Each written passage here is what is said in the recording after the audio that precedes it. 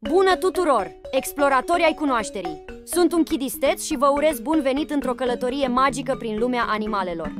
Astăzi vă dezvăluim 10 curiozități incredibile despre ghepard. Gata să începem? Ghepardul este cel mai rapid animal terestru, putând atinge viteze de până la 100-112 km/h în sprinturi scurte, pe distanțe de până la 500 de metri. Este estimat că ghepardul poate accelera de la 0 la 96 km/h în doar 3 secunde. Deși este rapid în alergare, ghepardul nu are o rezistență mare și poate să alerge doar pe distanțe scurte, după care are nevoie de timp pentru a se recupera.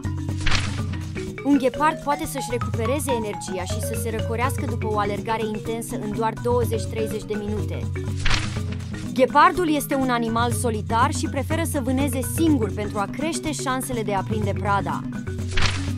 Gheparzii sunt cunoscuți pentru abilitatea lor de a mânca rapid și de a consuma prada cât mai repede posibil. Uneori pot îndepărta prada de la locul vânătorii pentru a se feri de alte prădători care ar putea să le fure hrana.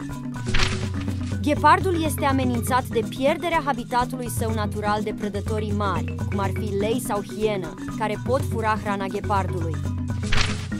Ghepardul are o durată scurtă de viață în sălbăticie, de obicei 10-12 ani. Ghepardul nu poate să răgnească, deoarece coardele vocale ale acestui animal sunt scurte și nu se pot întinde suficient. Ghepardul are o vocalizare specifică, inclusiv sunete de tip mârâit. În cultura egipteană antică, ghepardul a fost considerat un simbol al vitezei și grației, fiind adesea asociat cu zeul solar, Ra.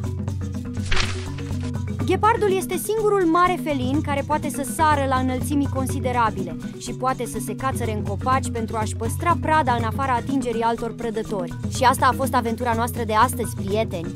Sperăm că v-ați distrat și că ați învățat multe lucruri interesante despre ghepard. Ne vedem curând cu mai multe curiozități din lumea animalelor.